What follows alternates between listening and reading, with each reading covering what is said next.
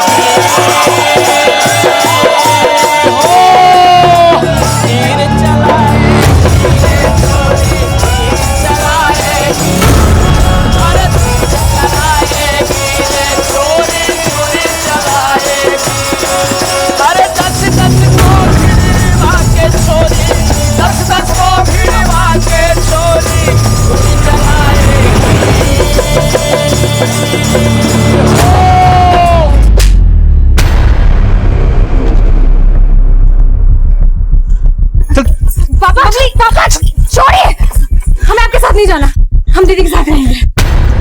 पापा अगर आपको कुछ भी करना है ना तो आप हमें करिए, अगर आपने बबली को हाथ लगाया ना तो। क्या करेगी तू? अपने बाप पे हाथ उठाएगी? हाँ? पहले ही तूने इस नौटंकी वाले से शादी करके मेरी नाक कटवा के रख दी है। अब मैं तुम दोनों को इस बबली की जिंदगी बर्बाद करने नहीं दूंगा। चल बबली। एक मिनट, देखिए हम जानते हैं कि आप हमें पसंद नहीं करते, लेकिन पापा खबरदार जो तूने कोई भी रिश्ता जोड़ने की कोशिश की, तुम दोनों से मेरा कोई वास्ता नहीं है और मैं बबली को भी यहाँ रहने नहीं दूंगा। चल बबली, चल बबली, चल। पापा छोड़िए, आप जबरदस्ती नहीं कर सकते, हम पुलिस को फोन कर देंगे।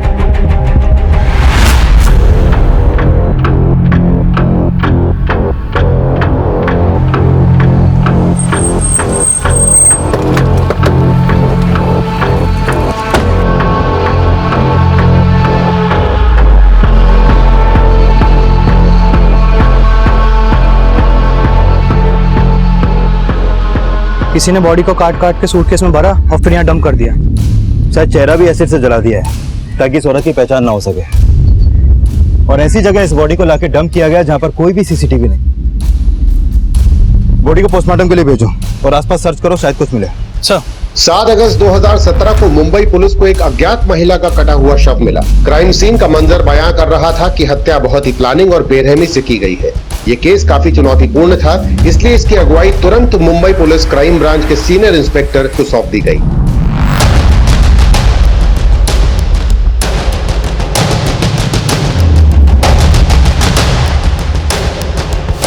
मैं मर्डर के बाद उस औरत के दोनों हाथ पैर काटे गए और चेहरा एसिड से जलाया गया और फिर इसके बॉडी पार्ट्स को इस सूटकेस में डाल के डंप किया गया। मैं सूटकेस में बॉडी पार्ट्स के अलावा एक हिंदी अखबार के कुछ टुकड़े मिले जो सूटकेस के साइड वाली चेन के अंदर थे। बॉडी से खून का रिसाव ज्यादा होने की वजह से अखबार पे खून के धब्बे तो आ गए, लेकिन अखबार का नाम और डेट वाला हिस्सा फटा हुआ है। ये सूटकेस जहाँ पे मिला वहां से कोई लीड नहीं मैम, वो जगह ही ऐसी है जहाँ पर कोई भी सीसीटीवी नहीं है, लेकिन वहाँ आने जाने वाले सभी रास्तों पर जहाँ जहाँ भी सीसीटीवी थे मैंने उन सबकी फुटेज चेक की, लेकिन कुछ भी सस्पिशियस नहीं मिला। अभी हम 7 अगस्त की मिसिंग रिपोर्ट चेक कर रहे हैं, हो सकता है कि उस औरत की पहचान का कोई लीड वहां से मिले। ये ताबीज भी उसी औरत का है? यस मैम, ये ताबीज उस औरत के लेफ्ट हैंड में बंधा हुआ था।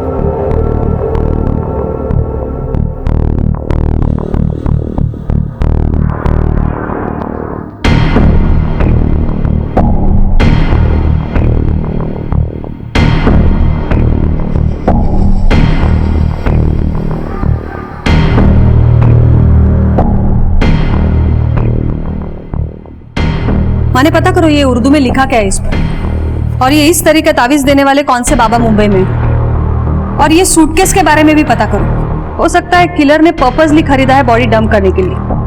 Okay ma'am.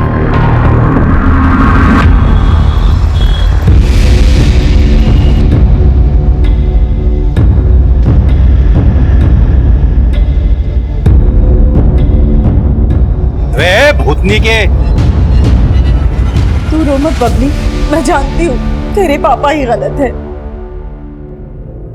माँ हमें हमारी नहीं आपकी फिक्र है, माना कि आप यहाँ दीदी के पास आके नहीं रह सकती, पर हमने ना एक किराए का घर देखा है। आप छोड़ दो पापा को। मैं तेरी बेड़ियां तो काट सकती हूँ बेटा, लेकिन मेरी नसीब तो यही है। उसी इज्जत को तू और तेरी बेटी मिलकर सरेआम उछाल रहे हो।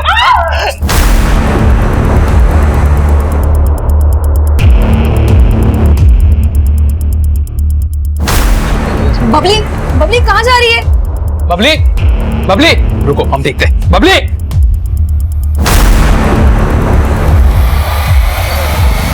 शांति नगर।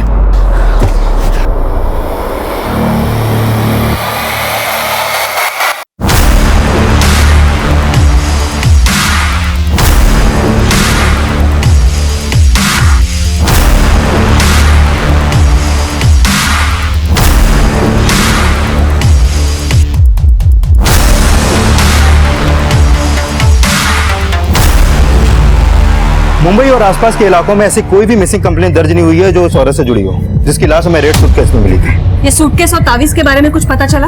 हमारी टीम लगातार कई सूटकेस और बैग डीलर से मिल रही मैम, लेकिन फिलहाल पता नहीं चल पा रहा है कि उस तरीके का सूटकेस आखिर बेचा कहाँ जाता है। और मैम ताबीज के अंदर जो चिट हमें मिली थी उस पर उर्दू का कलमा लिखा हुआ था और कलमा के नीचे लिखा था।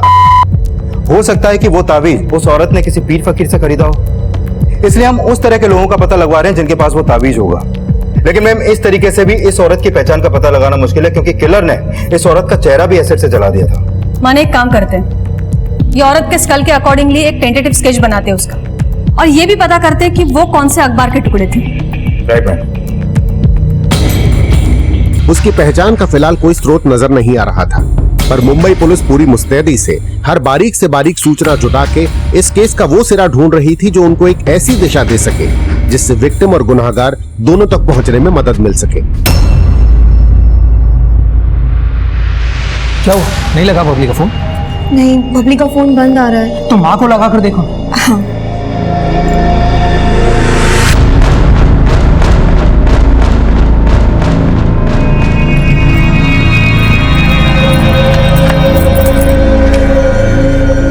हाँ। ताला लगा हुआ है।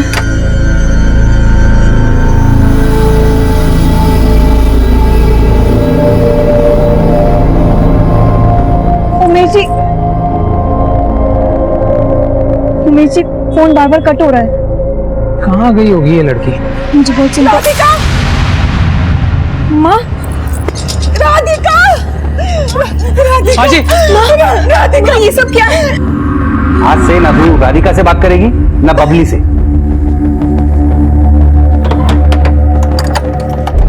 उमेश जी, हम ताला तोड़ते प्लीज।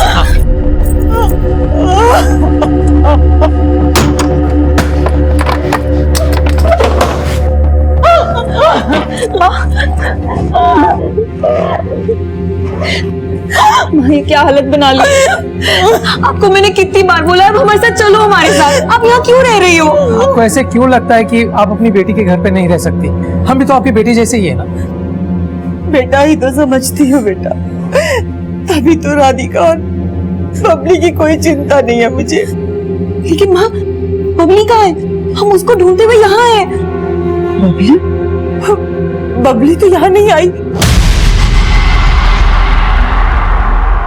मैम कहना मुश्किल है कि वो स्केचेस इस औरत की शक्ल से कितना परसेंट तक मैच होंगे। माने something is better than nothing. कदम, एक काम कर, ये सारे स्केचेस हर एक थाने में सर्कुलेट करवा। हो सकता है इससे उस औरत के पहचान की कोई ना कोई लीड तो जरूर मिलेगी। जी मैम।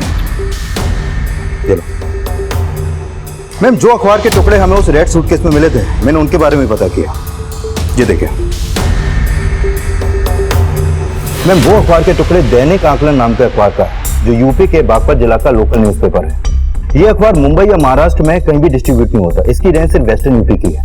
इसका मतलब है वो औरत या फिर उसका किलर, किसी का ना किसी का कनेक्शन तो बागपत या वेस्टर्न यूपी के साथ हो सकता है। ये अखबार कौन से डेट का है? 4 अगस्त का। और वो लाश हमें रेड सूटकेस में मिली है 7 अगस्त को। मैंने अच्छे से पता किया कि इस तरीके का रेड सूटकेस मुंबई या महाराष्ट्र में ना तो कहीं पर बनता है और ना ही कहीं बिकता है। इसका मतलब है हो सकता है ये सूटकेस भी शायद यूपी से खरीदा गया हो। माने पूरे चांसेस है वो औरत या फिर उसका किलर, किसी का तो कनेक्शन यूपी के साथ है। ये न्यूज़पेपर 4 अगस्त का है। इसका मतलब है 4 अगस्त से 7 अगस्त के बीच यूपी से बंबई कोई ना कोई जरूर आया था। एक काम करो, रेलवे स्टेशन के सारे सीसीटीवी फुटेज चेक करो जहां पे यूपी की सारी गाड़ी आके रुकती है। कोई ना कोई तो रेड सूटकेस के साथ कैप्चर हुआ होगा।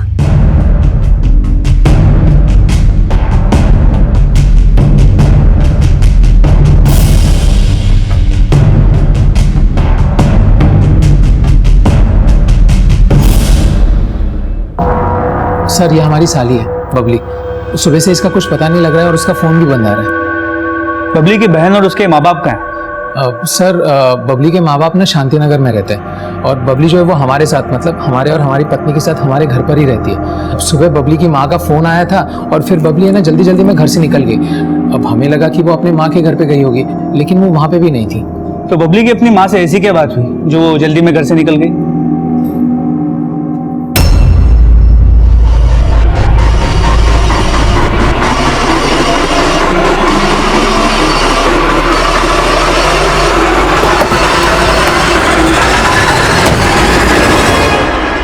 तो जब आप अपनी बेटी बबली से फोन पे बात कर रही थी तो आपके पति ने पहले आपका फोन छीना, फिर आपको मारा और फिर आपको घर में बंद करके चले गए।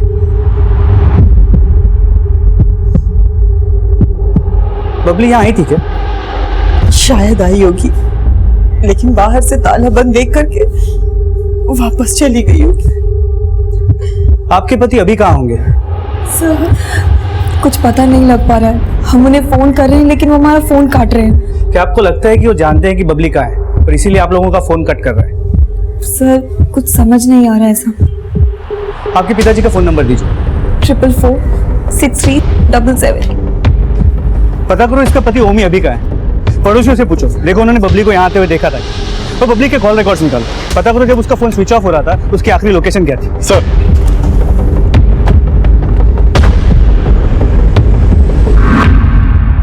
मैम, उस औरत की पोस्टमार्टम रिपोर्ट जिसकी लाश हमें रेड सूटकेस में मिली थी, इस रिपोर्ट के मुताबिक उसकी हत्या 6 अगस्त की रात गला घोंट के की गई और हत्या के बाद उसकी डेड बॉडी को काटा गया। मैम इस रिपोर्ट के मुताबिक उस औरत की उम्र 20 से 25 साल के बीच की होगी, लेकिन मैम उन टेंटेटिव स्केचेस से भी उस औरत की पहचान का कोई लीड नहीं मिल पा रहा और न ही रेलवे स्टेशन की सीसीटीवी से कोई फुटेज मिला। माने ये औरत या फिर उसका किलर, इसकी लीड तो हमें बागपत में मिलेगी जहां ये दैनिक आकलन नाम का अखबार छपा। ये रेड सूटकेस और उस औरत के बाजू पे बांधा गया ताबीज, दोनों शायद वहीं से खरीदे गए हो। बागपत चलने की तैयारी करो। Okay ma'am. Excuse me. Hello,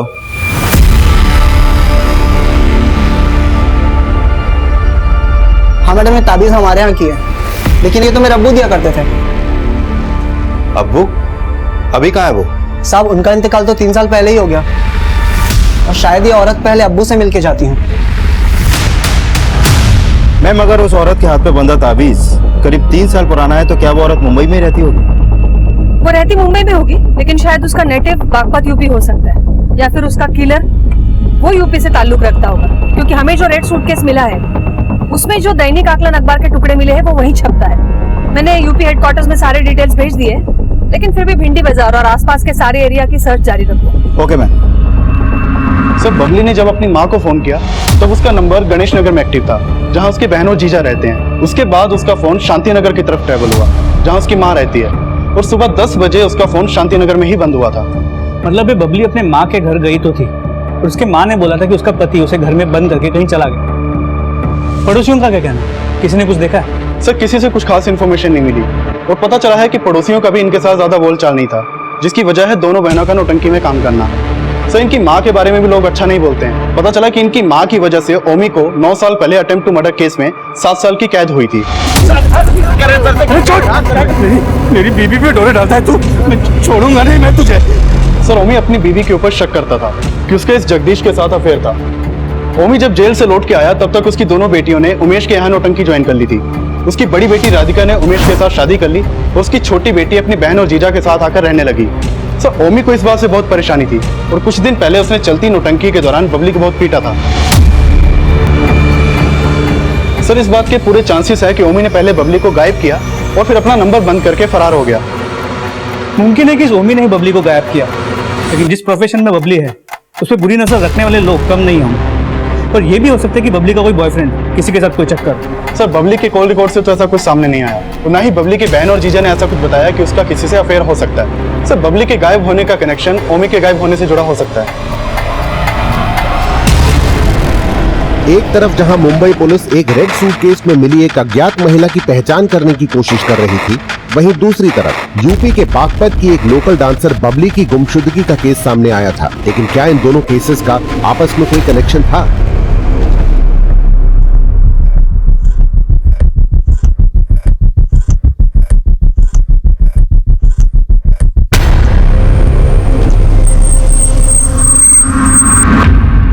साहब मैंने तो कल से बबली की शक्ल देखी ही नहीं है। मैं तो खुद ये जान के हैरान हूं कि वो गायब है। पहले ये बताओ कि कल से तुम कहाँ गायब थे? साहब मैं अपनी बीबी से तंग आ गया था, इसलिए मैंने थोड़ी पी ली थी। घर जाने का मन ही नहीं कर रहा था, पता ही नहीं चला कब मेरी आंख लग गई। अपनी बीवी को पीट के उसे ताले में बंद करके गए थे तुम? अरे साहब वो है ही उस लायक, मेरी बच्चियों की जिंदगी बर्बाद कर रखी है उसने, और इसीलिए तुमने बबली को गायब कर दी। बताओ बबली कहाँ है? नहीं साहब मुझे नहीं मालूम कहाँ है। मेरा भरोसा कीजिए, मुझे सच में नहीं मालूम कहाँ है, कसम से। तुम इतनी आसानी से तो नहीं मानो। प्रशांत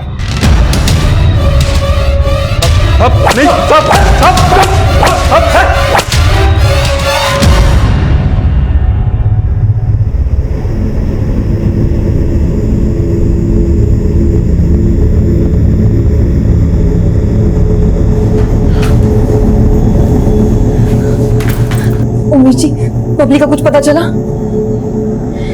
पुलिस ने पापा को अरेस्ट कर लिया। बबली का भी कुछ पता नहीं लग रहा है।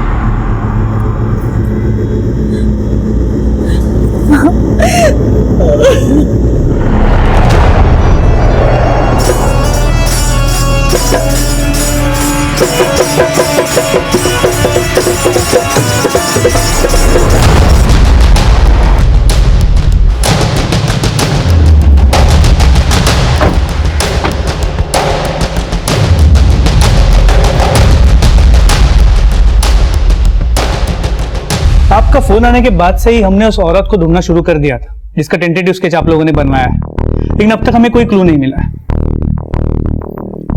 हमें ऐसा लगता है वो रेड सूटकेस यहीं से खरीदा गया है जिसमें उस औरत की लाश मिली थी। अब सूटकेस तो उसी इंसान का हो सकता है जो वो अखबार पढ़ता हो, लेकिन ये अखबार यहाँ बागपत और आसपास के एरिया में काफी ज्यादा डिस्ट्रीब्यूट होता है। ये अखबार के वेंडर्स और जहां जहां ये डिस्ट्रीब्यूट होता है उसकी कुछ लिस्टिंग आप हमें बना के दे सकते हैं ताकि उस औरत और किलर तक पहुंचने में हमें मदद मिले। जी मिश्रा जी, मैडम को जो भी हेल्प चाहिए ना प्रोवाइड करो। जी मैम। Thank you.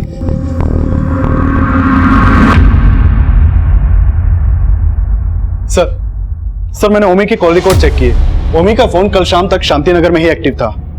तो बबली का फोन कल सुबह 10 बजे यही बंद हुआ। सर ओमी ने ही बबली को गायब किया, ऐसा कोई लीड तो नहीं मिला, और ओमी के कॉल रिकॉर्ड में भी कुछ सस्पिशियस नहीं मिला, और उसे काफी तोड़ा लेकिन वो उगला नहीं। 7 साल अंदर रह के आया है, इतनी आसानी से मुंह नहीं खोलेगा, पर उसे इस तरह छोड़ भी नहीं सकते। Hello, okay sir, constable Tiwari को एक इन्फॉर्मेशन मिली है। बबली को कल सुबह अपनी बहन के घर के पास एक ऑटो में बैठते देखा गया था।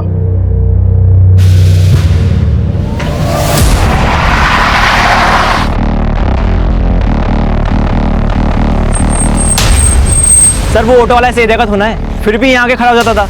कई बार बोला कि उसको यहाँ ऑटो ना लगाया करे तो मार झिट करने लगा। बड़ा दबंग है सर, और बबली की हर नौटंकी में जाके उसका वीडियो बना के देखता है वो। और हाँ साहब, कल बबली उसके ऑटो में भी गई थी, कल से वो दिखाई नहीं दिया यहाँ पर। तुम इसे इतना जानते हो तो तुम्हारे पास उसका फोन नंबर होगा। सर उससे बात करने में डर लगता है, बड़ा दबंग है वो। अच्छा, उसके ऑटो का नंबर पता है? हाँ साहब।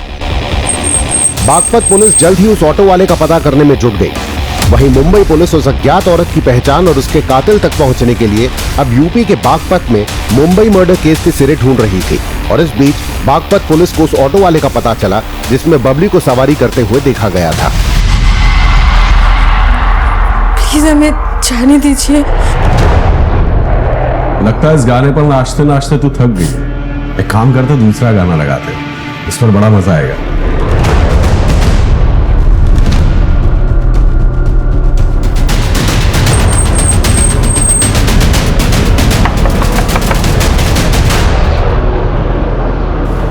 साहब चेक कर।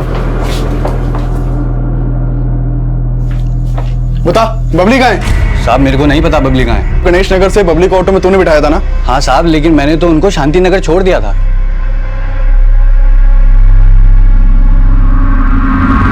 तो आज सुबह से घर से बाहर क्यों नहीं निकला?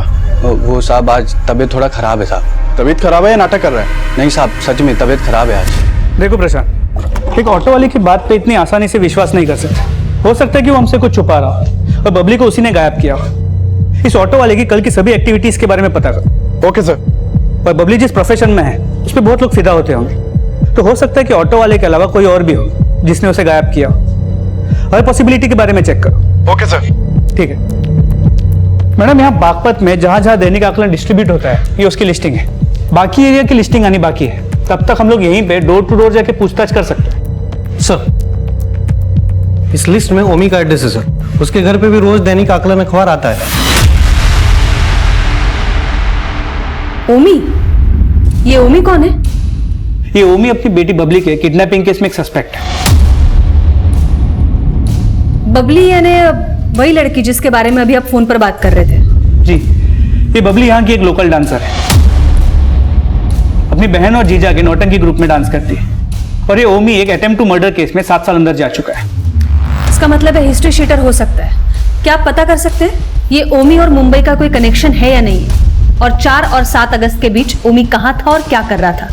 4 से 7 अगस्त के बीच ओमी यहाँ बागपत में ही था, लेकिन उसके कॉल रिकॉर्ड्स हमारे पास है, जिससे हम ये चेक कर सकते हैं कि क्या वो किसी क्रिमिनल से कनेक्शन में था क्या, जिसका ताल्लुक उस औरत से हो जिसकी लाश आप लोगों को मुंबई में मिली है।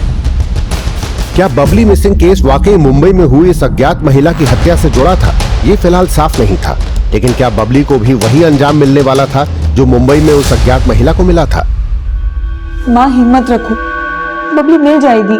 कैसे हिम्मत रखूं? बोलना कैसे हिम्मत रखूं? गलती इसमें सिर्फ तेरे पापा की नहीं है, गलती हमारी भी है जो हम तेरे बातों में आकर के तुझे नौटंकी में शामिल होने दिए। खुद तो शामिल हुई, बबली को भी अपने साथ शामिल कर लिया। अगर उसे रोक देती तो आज ये नौबत देखने को नहीं मिलता।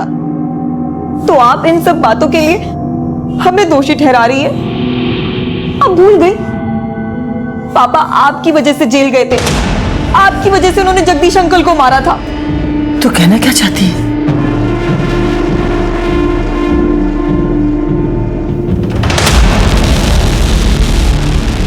हाँ सर, ये आदमी हमारी नौटंकी देखने आता था।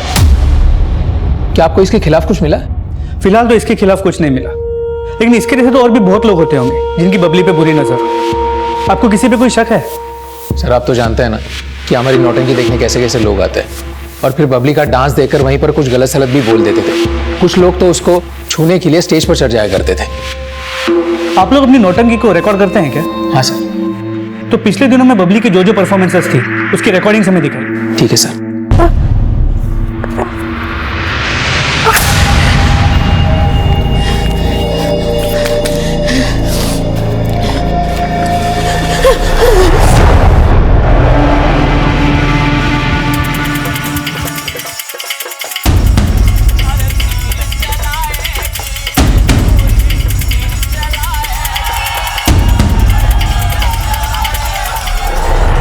मैं बागपत में जिन जिन लोगों के यहाँ वो दैनिक आकलन अखबार जाता है, वहां से कहीं भी किसी भी औरत की कोई मिसिंग कंप्लेंट दर्ज नहीं हुई है और न ही कोई सस्पिशियस मिला। और फिलहाल मुंबई से भी अभी तक उस औरत का कोई अपडेट नहीं मिला जिसके टेंटेटिव स्केचेस हमने तैयार किए थे। और बबली के बाप ओमी के कॉल रिकॉर्ड में भी उसका मुंबई का कोई कनेक्शन सामने नहीं आया। हो सकता है ये औरत और उसका किलर बागपत नगर के आसपास के एरिया से कनेक्टेड हो। सारे एरिया की लिस्ट निकालो जहाँ पे दैनिक आकलन अखबार डिलीवर होता है। Yes ma'am. और ये रेड सूटकेस के बारे में पता चला? यस मैम, उस तरीके का सूटकेस सहारनपुर की एक फैक्ट्री में बनता है। हमने फैक्ट्री वालों से उनके डीलर्स की डिटेल्स मांगी है।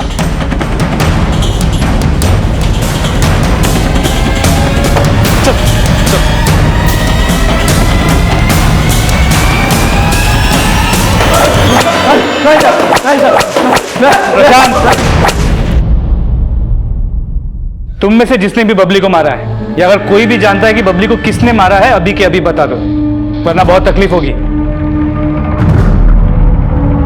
प्रशांत मारो। बबली के दोषियों तक पहुंचने के लिए बागपत पुलिस कोई कसर नहीं छोड़ रही थी। वहीं मुंबई पुलिस भी उस अज्ञात महिला की पहचान पता करने के लिए पुरजोर कोशिश कर रही थी, लेकिन दोनों ही केसेस में फिलहाल कोई सफलता मिलती नजर नहीं आ रही थी। विनीता, अब क्या जिंदगी भर अपनी बेटी के घर में ही रहने का इरादा है क्या? हाँ, पति ने तो कुछ किया नहीं तो क्या करेगी बेचारी? बेटा, अपनी माँ के गिरेबान में झांक के देखा होता ना तो तुझे पता चलता कि गलती किसकी है।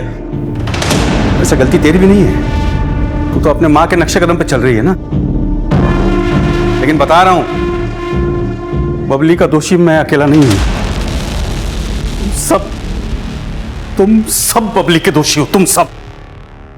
घरियाली आंसू बहाने से कोई सच्चा इंसान नहीं बन जाता। तुम कल भी मेरी नजरों में दोषी थे और आज भी दोषी हो। पुलिस को तो बेवकूफ बना सकती हो, लेकिन मुझे नहीं। बता, बबली के साथ क्या किया तूने? नौटंकी वाले की सास बन के बहुत अच्छी नौटंकी करने लगे है तू।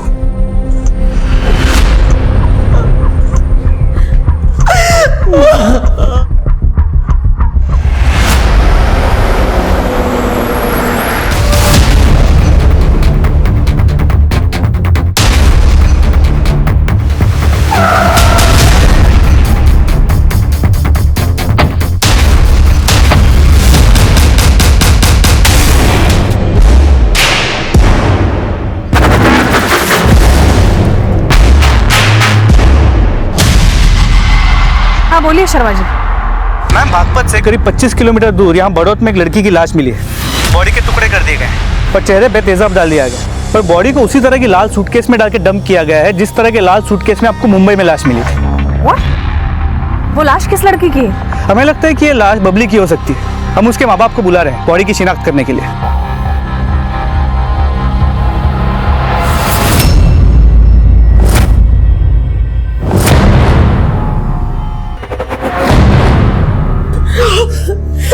राधिका, ये अपनी बबली नहीं है। वो हमारी बबली नहीं हो सकती है। ये हमारी बबली नहीं है। ये हमारी बबली नहीं है। क्या बबली ने उस वक्त यही कपड़े पहने थे जब वो घर से निकली थी?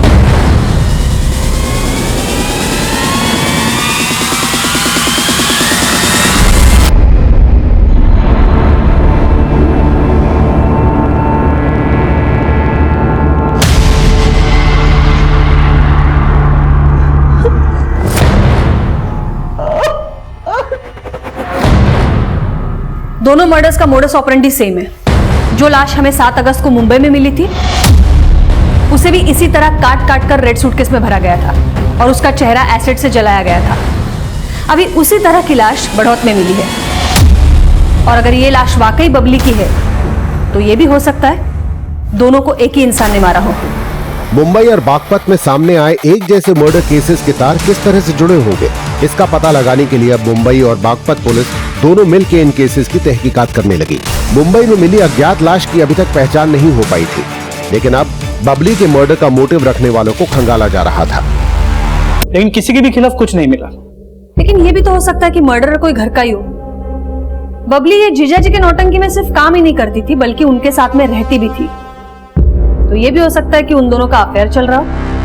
हमने इस पॉसिबिलिटी के बारे में सोचा था, लेकिन इस उमेश की नौटंकी बबली की वजह से ही चल रही थी। बबली की वजह से वो काफी पैसे भी कमा रहा था। मुझे लगता नहीं कि वो ऐसा कुछ करेगा।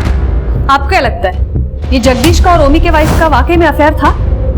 बबली की माँ का कहना है कि ये ओमी की गलतफहमी थी, लेकिन सच्चाई कुछ और भी हो सकती है। ये बबली के फैमिली से हम पूछताछ करते हैं। आप लोग जगदीश की कुंडली निकालो। साहब, जगदीश ओमी जी का दोस्त था। उसका यहाँ पे आना जाना था जिसकी वजह से उन्हें गलत फहमी हो गई थी। आपके कहने का मतलब है कि आपके पति का शक गलत था? वो इंसान ही गलत है साहब।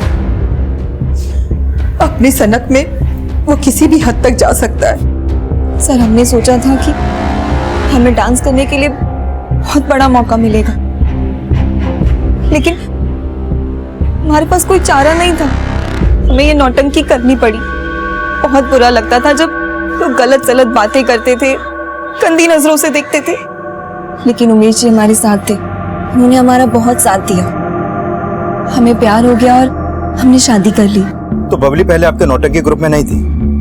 नहीं सर, हम कभी नहीं चाहते थे कि बबली हमारे साथ काम करे, उस जगह काम करे जहां से हमने शुरुआत की थी। देख बबली, हम नहीं चाहते कि इस नौटंकी में तू अपने हुनर को जाया करे। हम भी बड़ा डांसर बनना चाहते थे, लेकिन हम नहीं कर पाए। लेकिन तू तो अच्छा बन सकती है ना, तू बहुत बड़ा डांसर बन सकती है। तू इन सब चक्रों में मत पड़। माना कि ये स्टेज छोटा है, पर हम भी वहीं से शुरुआत करना चाहते हैं जहां से आपने की। और सर, बबली ने जिद की तो हम उसको मना नहीं कर पाए, और फिर वो हमारी नाटक मंडली में शामिल हो गई। आपके नौटंकी ग्रुप में पहले ये औरत भी डांस करती थी क्या? नहीं सर। लेकिन सर, आप इसके बारे में क्यों पूछ रहे हैं? इस औरत का 6 अगस्त को मुंबई में मर्डर हुआ था, और इसका मर्डर भी ठीक उसी तरह हुआ जिस तरह बबली का हुआ था। और हमें पूरा शक है कि इन दोनों मर्डर के पीछे किसी एक ही आदमी का हाथ।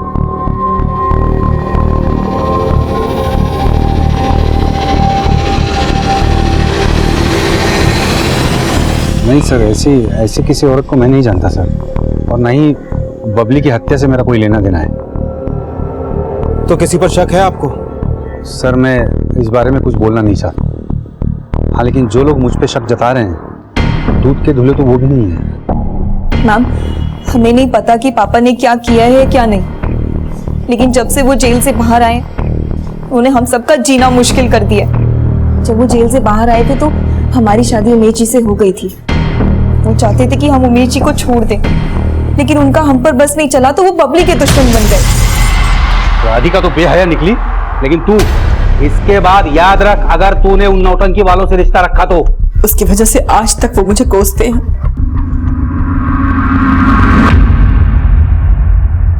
जगदीश के कॉल रिकॉर्ड्स और बाकी डिटेल्स को चेक किया।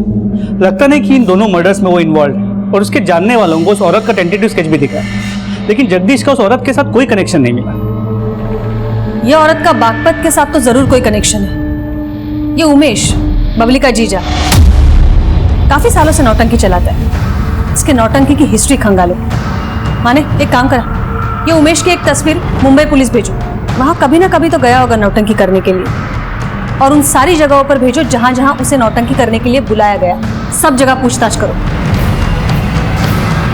पुलिस ने जब उमेश की नौटंकी से जुड़ी जानकारियां जुटाई तो उमेश की बीवी राधिका भी शक के घेरे में आ गई। इस उमेश के नौटंकी ग्रुप की हमने हिस्ट्री चेक की, तो इन दोनों बहनों को लेकर एक नया एंगल सामने आया।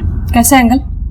उमेश के नौटंकी ग्रुप में पहले राधिका स्टार परफॉर्मर हुआ करती थी, लेकिन जब से बबली ने परफॉर्म करना शुरू किया था, राधिका की पॉपुलैरिटी कम हो गई। तो हो सकता है इसी वजह से राधिका बबली से जलने लगी, और बबली को उसने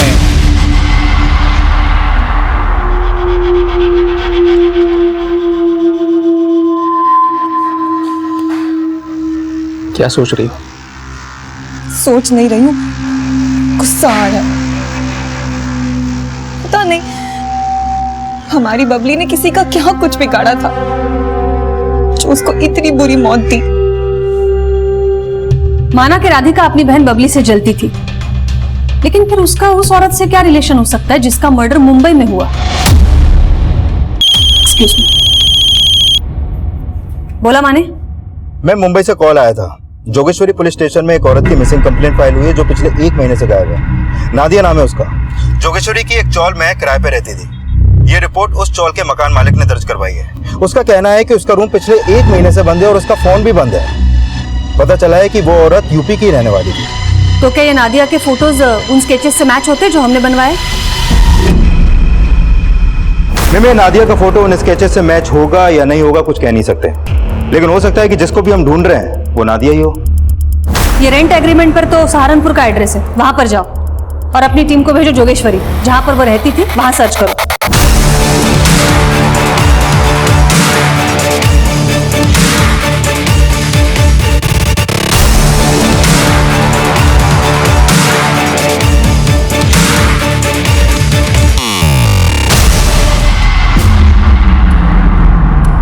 एक काम करा, वो ब्लड ट्रेसेस की जांच करा।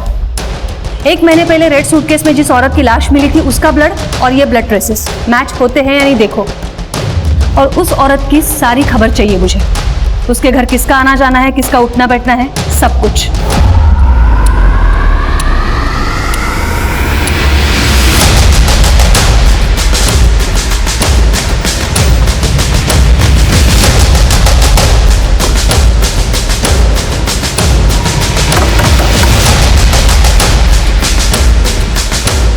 नादिया यहीं रहती है? बोला माने। मैम, नादिया के घर वालों से एक हैरान करने वाली बात पता चली है। कई सालों पहले नादिया अपने घर से भाग गई थी, फिर उसने उमेश का नौटंकी ग्रुप ज्वाइन किया और उसी नौटंकी में नाचना शुरू कर दिया।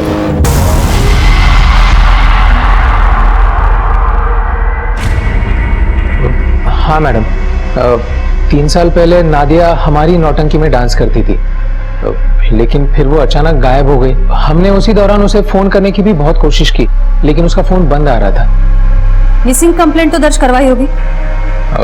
नहीं मैडम, हमें ऐसा लगा कि उसके घर वाले उसे जबरदस्ती लेके गए होंगे, और फिर नादिया के घर वालों को उसका नौटंकी में डांस करना बिल्कुल पसंद नहीं था। आई एम श्योर ये वही नादिया है जिसकी लाश हमें रेड कलर के सूटकेस में मिली। दोनों लड़कियां नौटंकी में काम करती थी और दोनों के मर्डर का तरीका भी एक ही है। मैम, मुझे तो ये उमेश पे शक हो रहा है। लेकिन जब मुंबई में मर्डर हुआ था, ये उमेश यहाँ बागपत में था और बबली की लाश हमें बड़ौद से मिली। तो बबली को क्यों मारेगा, इसका कोई क्लियर मोटिव भी सामने नहीं है। और नादिया, वो तो उसका ग्रुप छोड़ के कई साल पहले चली गई, वो उसे अभी क्यों मरवाएगा? बोला कदम, स्केच पाठवा मला। जोगेश्वरी चौल में जो ब्लड ट्रेसेस मिले हैं वो उस औरत से मैच करते हैं जिसकी लाश हमें रेड सूटकेस में मुंबई में मिली थी। नादिया जहां पर रहती थी, यह आदमी बहुत बार वहां पर आता जाता रहता था।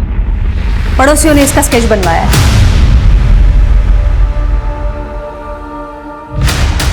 इस आदमी को कहीं देखा देखा सा लग रहा है। एक मिनट,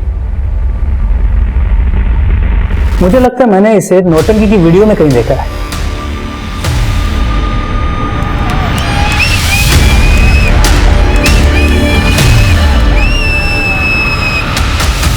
ये सर, हमारी महफिल में तो कई सारे लोग आते रहते हैं सर, इसे हमने नहीं देखा। लेकिन इस आदमी का मुंबई में नादिया से मिलना जुलना था।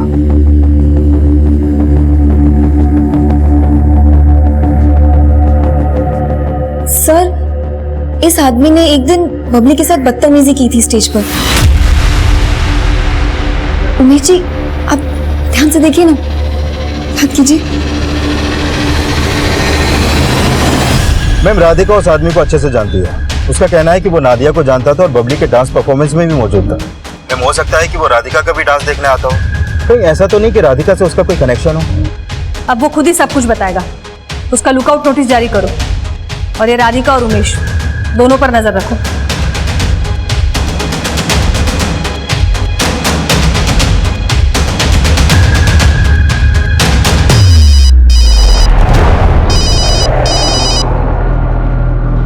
हेलो, ओके ठीक है। मैम, बबली के फाइनल पोस्टमार्टम रिपोर्ट के मुताबिक उसे मारने से पहले उसके साथ रेप भी किया गया।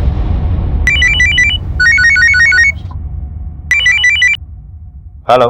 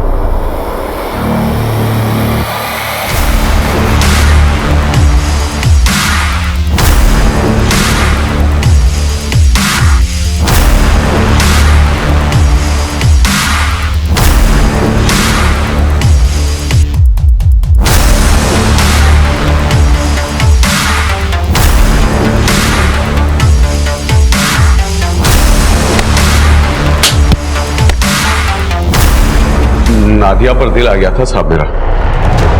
उसको मुंबई जाना था,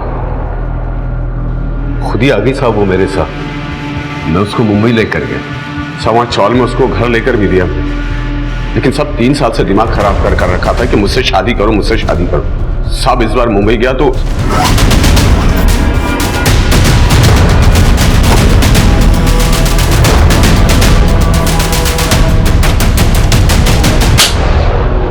और बबली को क्यों मारा?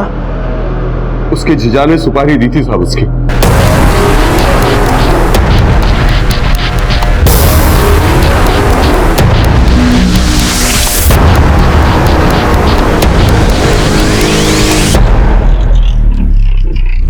मैडम, राधिका से पहले हमने दिल्ली में एक लड़की से शादी की थी।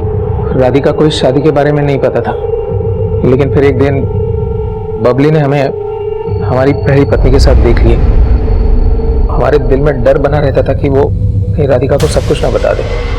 ऐसे में फिर हमें बाबू का ख्याल आया। बाबू की नादिया की तरह ही बबली पर बुरी नजर थी। फिर हमने बाबू को पैसे दिए बबली को मारने के लिए।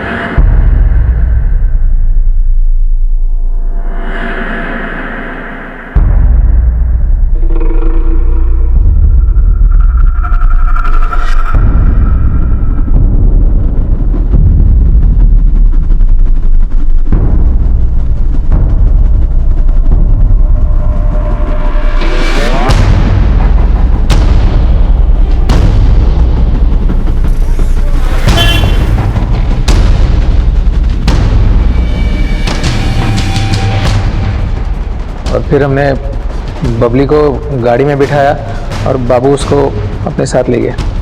प्लीज हमें जाने दीजिए। लगता है इस गाने पर नाचते नाचते बोर हो गई है। गाना चेंज करते हैं, ये नाचने में मजा आएगा। प्लीज प्लीज हमें जाने दीजिए। नाचती है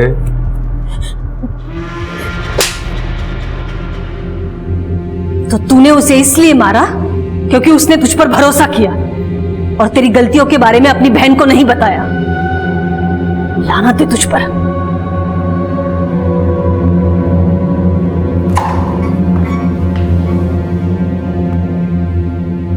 जिन्होंने हमें पहले ही अंधेरे में रखा हुआ हो, उन्हें सुधरने का मौका देते वक्त इतना सतर्क जरूर रहना चाहिए कि धोखा देने वाला अक्सर दूसरा मौका भी धोखा देने के लिए ही मांगता है। देखते हैं हमारे आज के एपिसोड की दूसरी कहानी।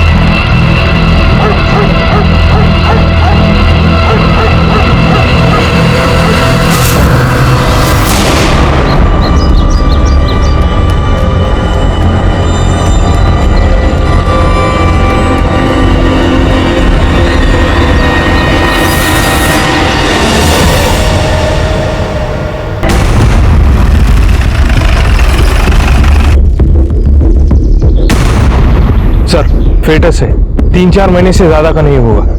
इन्होंने सबसे पहले देखा है। ये कहाँ मिला तुम्हें? साहब मैं वहाँ कचरा चुन रही थी, वहाँ पड़ा था। एक काम करो, सारे एरिया की तलाश लो।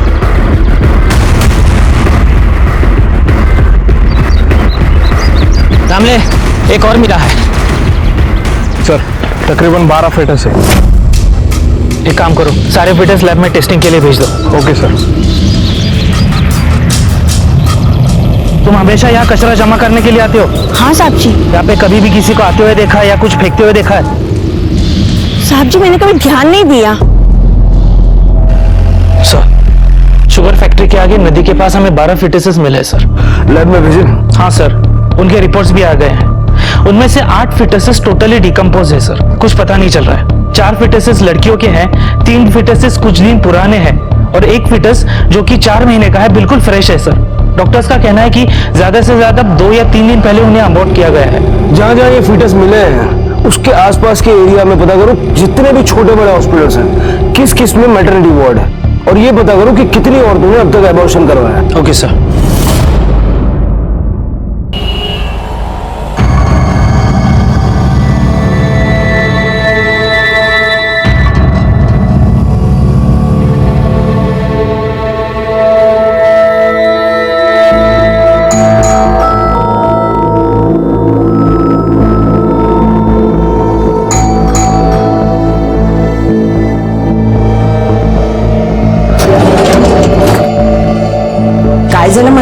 देखिए ना, कब से बेल बजा रही हूँ, माधुरी तक दरवाजा ही नहीं खोल रही है। नहाने गई होगी।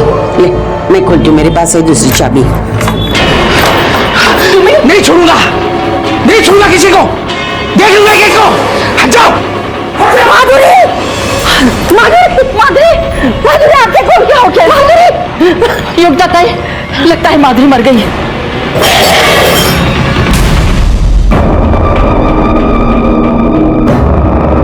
बड़े साहब, बड़े साहब, बड़े साहब कहाँ है? बड़े साहब, एक मिनट, बात क्या है? मैं इससे उरी से बात करूंगा, बताओ कहाँ है वो? क्या हुआ बड़े साहब? अरे बड़े साहब, क्या साहब? साहब उन्होंने मेरी बेटी को मार डाला साहब। क्या हुआ कि खून कैसे लग गया? उन्होंने मेरी बेटी को मार डाला साहब। किन्होंने? उसके ससुराल वालों ने साहब। कहाँ हुआ ये सब? ये पास में नालंदा बिल्डिंग है उसमें।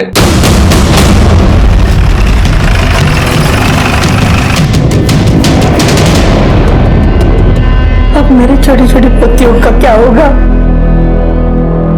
योगिता तो अपने आप को संभालो।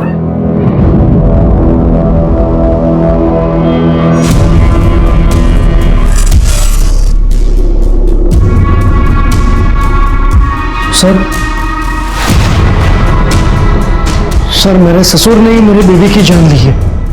अरेस्ट कीजिए उन्हें। एक बाप ने पुलिस के पास आकर गुहार लगाई कि उसकी बेटी को उसके ससुराल वालों ने जान से मार दिया, लेकिन पति का कहना कुछ और ही था। वो अपने ससुर को ही कातिल ठहरा रहा था। अब ये पुलिस को तय करना था कि इन दोनों में कौन सच्चा था और कौन झूठा।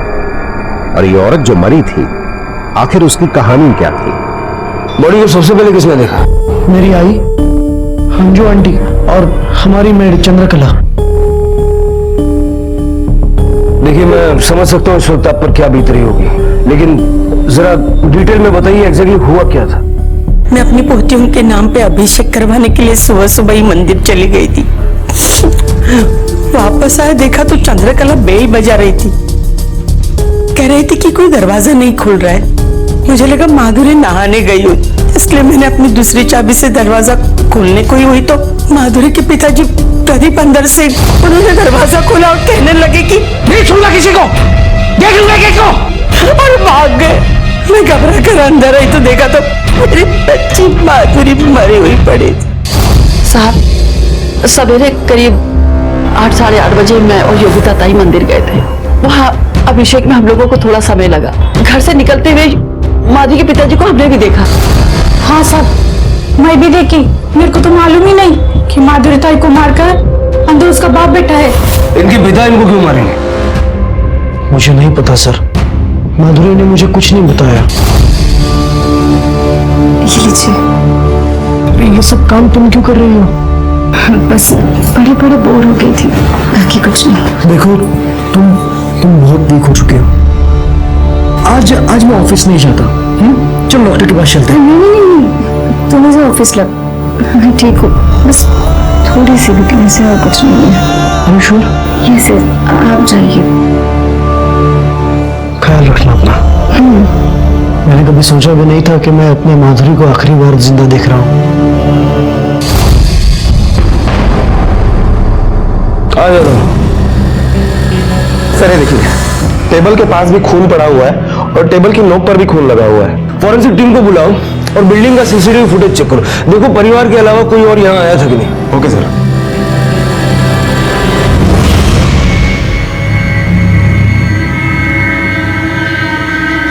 मम्मा क्या हुआ मम्मा को? ऐसे खून है क्या मम्मा? वो पापा वो खून मम्मा को चोट लगी है बेटा। हाँ वो ठीक हो जाएगी, उसे डॉक्टर के पास ले जा रहे हैं। चंद्रकला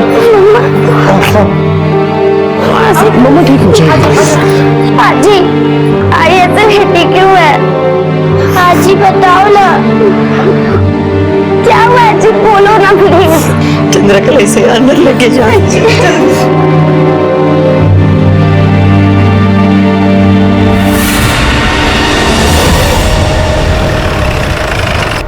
इतनी सुबह वहां आप क्या करने गए थे? कल रात मेरी माधुरी से बात हुई थी फोन पर। उसकी तबीयत ठीक नहीं थी, इसलिए उससे मिलने गया था। जिस वक्त आप घर में दाखिल हुए उस वक्त टाइम क्या हुआ? करीब 9 बजे होंगे। और आप वहां से निकले कब? वो याद नहीं, मैं वहां से सीधा यहाँ आ गया। लेकिन आपकी संबंधी ने बताया कि जब 11 बजे वो मंदिर से घर वापस आई तब उन्हें देखकर आप वहां से भागे। 2 घंटे आप वहां पे क्या कर रहे थे?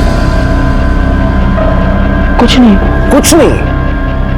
2 घंटे आप माधुरी के घर में माधुरी के साथ मौजूद थे। क्या कर रहे थे? लाश को ठिकाने लगाने की प्लानिंग, या सबूत मिटाने की कोशिश, या फिर बैठ के ये सोच रहे थे कि अब आगे क्या करूं? फिर एक आइडिया आया, चलो मैं ही पुलिस के पास जाता हूं और उसके ससुराल वालों पर इल्जाम लगा देता हूं। वो बेटी थी मेरी साहब, इन हाथों में दम तोड़ा था उसने। माधुरी, माधुरी कितनी खुश थी मेरी बेटी। तोता उड़ी, मैना उड़ी, खरगोश उड़। अरे नहीं, चीटिंग ऐसा नहीं होता, बिल्कुल नहीं होता। अरे क्या बात है, अरे कितना परेशान करोगे बाबा को? अरे कोई परेशान नहीं कर रहा है मुझे अच्छा लगता है इनके साथ खेलना, है ना? बाबा आप भी ना, सच्ची में देखो परेशान मत करना। नहीं करी परेशान बाबा, मैं आपके लिए चाय बना के ठीक है, जल्दी ठीक है? चलो फिर ध्यान दो। माधुरी, माधुरी काय झालं? काही नहीं बाबा, बस वो एकदम से उठ गई थी ना सुबह से, इसलिए अचानक चक्कर आ गए। ऐसे कैसे चक्कर आ गया? कुछ नहीं, चलो डॉक्टर के पास चलते हैं। नहीं बाबा, डॉक्टर की जरूरत नहीं है। अरे जरूरत कैसे नहीं है? हाँ, तुम चलो मेरे साथ, नहीं तो मैं सुजीत को फोन कर दूंगा। बाबा, सुजीत को फोन करने की कोई जरूरत नहीं है। बाबा, इन दोनों का भाई आने वाला है। तुम्हें कैसे पता इनका भाई आने वाला है? मैंने टेस्ट करवाया बाबा, इस बार बेटा ही होगा। साहब, माधुरी को लगा था कि अगर वो मुझे नहीं बताएगी तो मुझे पता नहीं चलेगा, लेकिन उसका चेहरा देखकर मुझे पता चल गया कि कुछ तो है। आपने माधुरी के बच्चे का लिंग परीक्षण करवाया था, वो उसी ने करवाया था। उसकी पहली 2 बेटियां हैं और इस बार उसे बेटा चाहिए था, और बेटा ही होने वाला था। इसे स्वप्न पूर्ण और तो साहब, आज सुबह आपकी माधुरी के साथ किसी बात को लेकर कोई कहा सुनी हुई? ठीक है सर, ये अपना कस्टडी में बैठे हो साहब। चलिए। सब मैंने क्या किया है साहब? माधुरी की लाश के बाद सिर्फ आप मौजूद थे, इसलिए जब तक ये केस सॉल्व नहीं हो जाता हमारे साथ कोऑपरेट कीजिए। मेरी बात मानिए साहब। चलिए।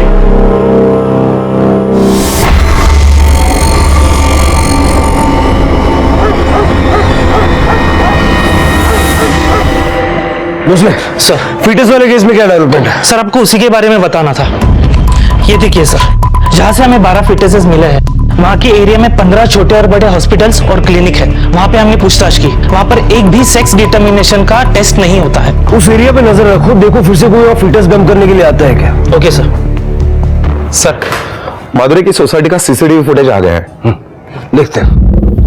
ये देखिए सर, करीब 7 बजे के आसपास माधुरी की दोनों बेटियां स्कूल जा रही है और 8:30 बजे माधुरी की सास अपनी सहेली के साथ मंदिर जा रही है। उसके ठीक 15 मिनट के बाद माधुरी का पति सुजीत ऑफिस जा रहा था और उस वक्त माधुरी का बाप प्रदीप उसे सोसाइटी के कंपाउंड में मिला। दोनों में कुछ बातचीत हुई, प्रदीप सोसाइटी के अंदर चला गया और सुजीत बाहर चला गया। फिर 2 घंटे के बाद माधुरी की सास अपनी सहेली के साथ मंदिर से वापस आ गई और 5 मिनट के बाद माधुरी का बाप प्रदीप खून से लथपथ सोसाइटी के बाहर जा रहा है और 15 मिनट के बाद माधुरी का पति सुजीत सोसाइटी में आ गया। सर, हमने इंक्वायरी की तब पता चला है कि उन 2 घंटों के बीच में प्रदीप के अलावा कोई भी शख्स उनके घर पर नहीं गया था। मतलब सुजीत और योगिता के जाने के बाद प्रदीप माधुरी से मिलने आया और लगभग 2 घंटे वहीं पर था। सर, प्रदीप को देखकर लगता है कि वो अपनी बेटी से काफी प्यार करता है, भला वो उसे क्यों मारेगा? जादव कभी कभी जैसा दिखता है वैसा होता नहीं। हो सकता है कि बाप बेटी में किसी बात को लेकर कहा सुनी हो गई हो। प्रदीप ने माधुरी को धक्का दिया और उसका सर उस टेबल के कोने से जा टकराया। एक्सीडेंटल डेथ हो सकता है सर, या ये भी हो सकता है कि प्रदीप ने जानबूझकर माधुरी को धक्का दिया जिसमें उसकी मौत हो गई। हो तो ये भी सकता है। पोस्टमार्टम रिपोर्ट आ गई? नहीं सर, आज शाम तक आ जाएगी।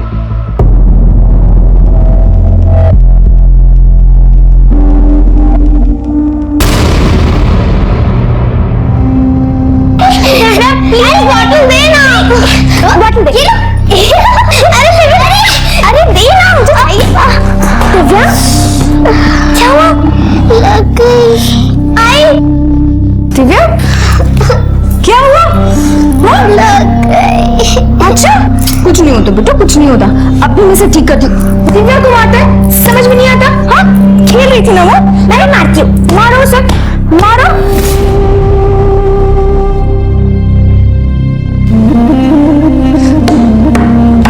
दिव्या, क्या कर रही है? टेबल को क्यों मार रही है? इस टेबल की वजह से मम्मी हॉस्पिटल में गई है, इसलिए मार रही हूँ। नहीं दिव्या,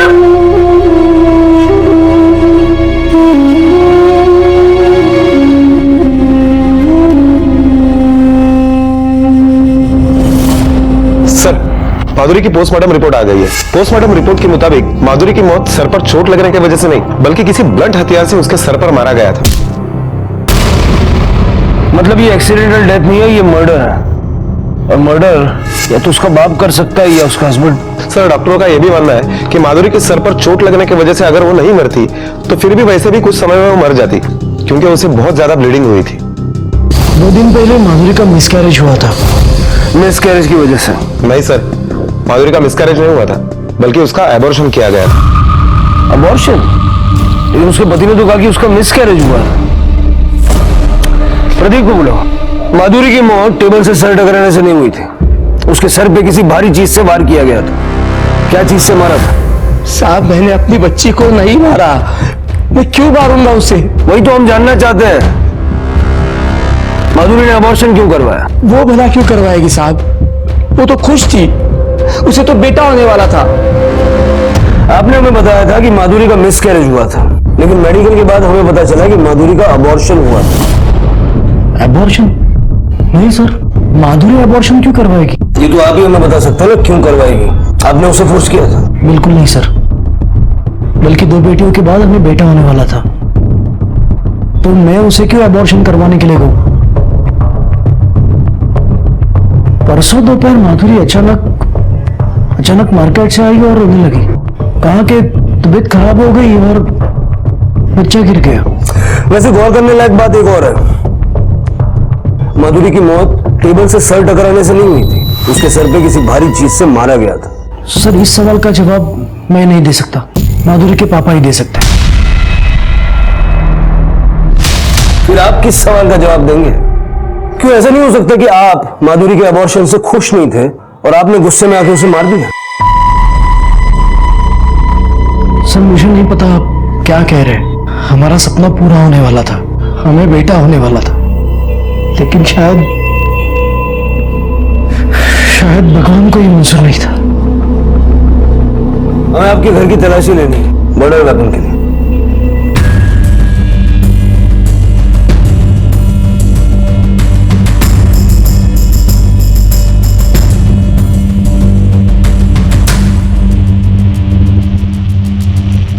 कहीं सापड़ला? नहीं साहब। सर, कुछ भी नहीं मिला। हो सकता है नीचे फेंक दिया, बिल्डिंग के आसपास चेक करो।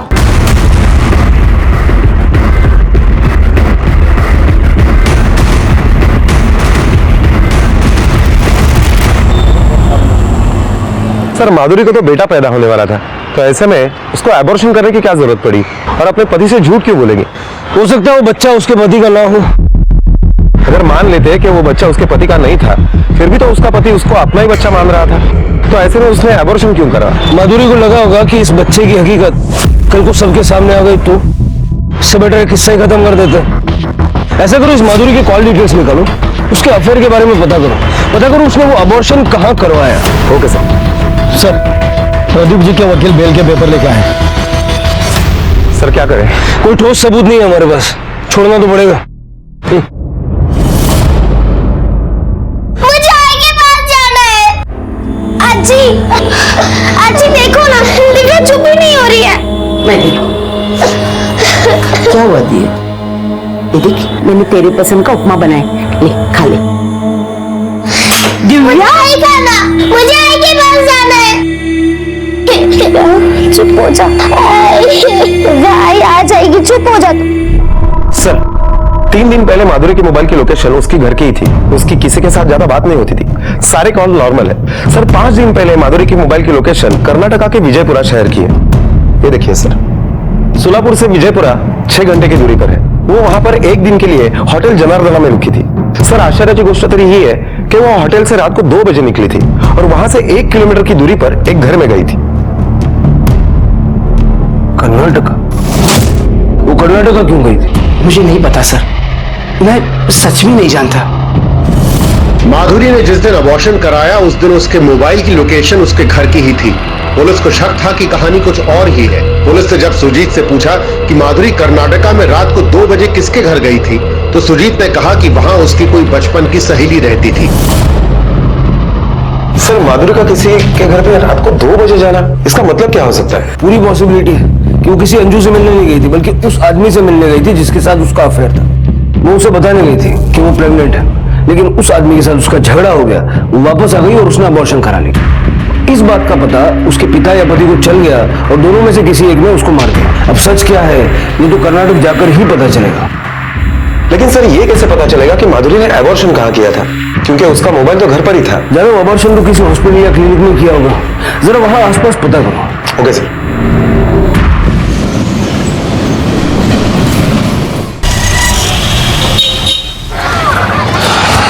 सर लोकेशन तो इसी एरिया का दिखाई दे रहा है, ये देखिए। ये इडली वाला हमेशा यहीं खड़ा रहता है क्या? जी सर। इसको पहचानते हो? ಏನ್ ಹೇಳ್ತಾರೆ ಸರ್, ನಮ್ಗೆ ಅರ್ಥ ಆಗ್ತಿಲ್ಲ. ಈ ಹುಡುಗಿನೇ ನೋಡಿದ್ದೀಯಾ 5 ದಿವಸ ಹಿಂದೆ? ಇಲ್ಲ ಸರ್, ನಂಗೇನು ನೆನಪು ಬರಲ್ಲ ಇವಳನ್ನ ನೋಡಿದ್ದು. सर वो कह रहा है कि उसको याद नहीं है। 5 दिन पहले रात को 2 बजे के आसपास ये इस एरिया में ये औरत आई थी। ಈ ಹುಡುಗಿ 5 ದಿವಸ ದುಂಬು 2 ಗಂಟೆ ರಾತ್ರಿ ಬಂದಿದ್ದಾಳೆ. ಇಲ್ಲಿ ಇಲ್ಲ ಸರ್, ಇಲ್ಲಿ ತುಂಬಾ ಜನ ಬರ್ತಾರೆ ಸರ್. ಅಲ್ಲೊಂದು ಗಲ್ಲಿ ಇದೆ ಸರ್, ಅಲ್ಲಿ ಹುಡುಗರೆಲ್ಲ ಮುಖ ಮುಚ್ಕೊಂಡು ಬರ್ತಾರೆ ಸರ್. ನಾನು ನೋಡಿದ್ದೀನಿ ತುಂಬಾ ಸರ್ತಿ. क्या बोल रहा? सर ये गली में घर है, वहाँ पे पूरी रात लोग आते जाते रहते हैं, लेडीज मर्द लड़कियाँ, और लड़कियाँ मुंह ढककर आती जाती रहती है। वो ऐसे ढककर मुख मुच्ಕೊಂಡು ಬರ್ತಾರೆ सर। सर रात के वक्त मुंह ढककर यहाँ पर काम कर रहे हैं तो काले काम ही होंगे। प्रोस्टिट्यूशन चलता होगा। सर रेड मारे? जब तक श्योर नहीं हो जाए तो कुछ नहीं करना चाहिए। सर एक बात समझ में नहीं आती है कि इतनी रात के वक्त माधुरी यहाँ क्या करने आई होगी? अभी तो रात को ही पता चलेगा।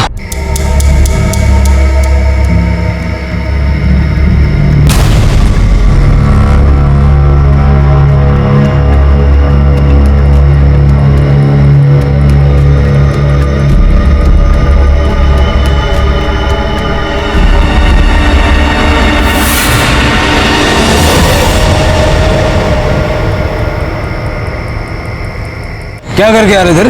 मतलब मैं कुछ समझा नहीं। मतलब हम समझाते। चल। हाँ भाई कहाँ से आ रहे हो?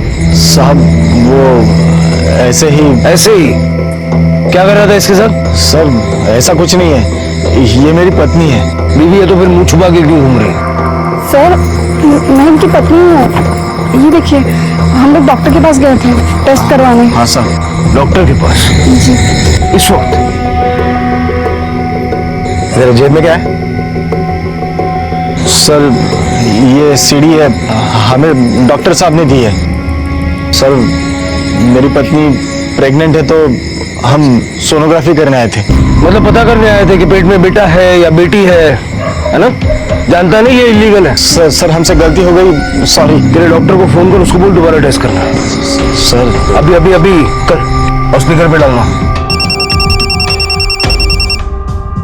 हेलो। हाँ डॉक्टर साहब मैं दिलीप बात कर रहा हूँ। हाँ बोलो। सर हमें दोबारा टेस्ट करवानी है। अरे अभी तो किया था टेस्ट। सर हमें कंफर्म करना है। एक काम करो कल सुबह सुबह आ जाओ, और हाँ ध्यान रखना कोई देख ना पाए। हाँ हाँ जी, थैंक यू डॉक्टर साहब।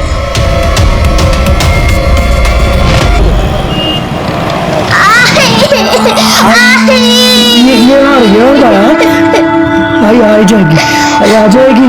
हाँ आई आ जाएगी, आई जल्दी से हॉस्पिटल से आ जाएगी। तुम ठीक हो जाएगा। जाना है मुझे, हॉस्पिटल जाना है, मुझसे मिलने। आप जाओ को लेकर आओ। चुप हो जाते क्या? आई आ जाएगी, चुप हो जाना। आई जाएगी मुझे। बेटा सुन, तू मेरी बहादुर गुड़िया है ना, जल्दी से ठीक हो जा, फिर तुझे और दीदी को लेकर पापा घुमाने ले जाएंगे। नहीं आई।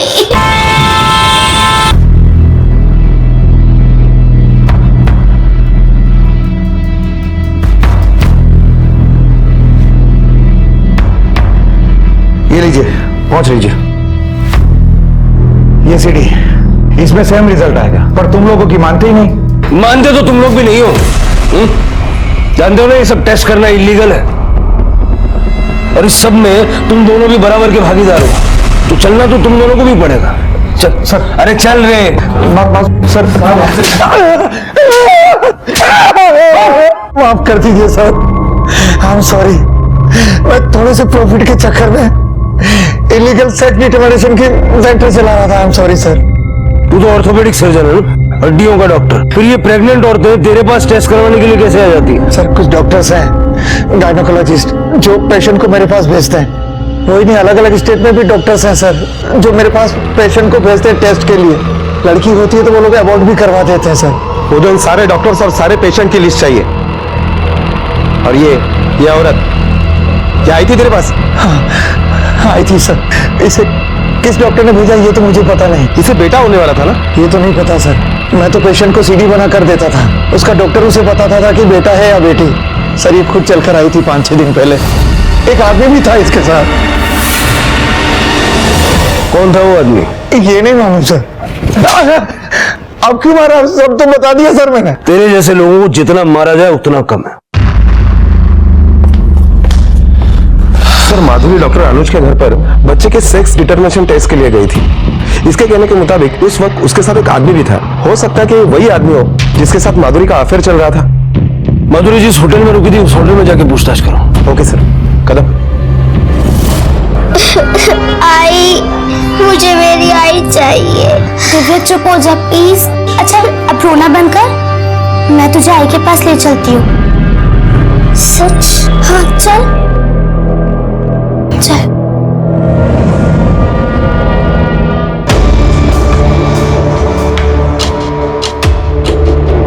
सर कुछ याद नहीं। सीसीटीवी चलता है? जी। 15 जून की सीसीटीवी फुटेज चाहिए मुझे। जी।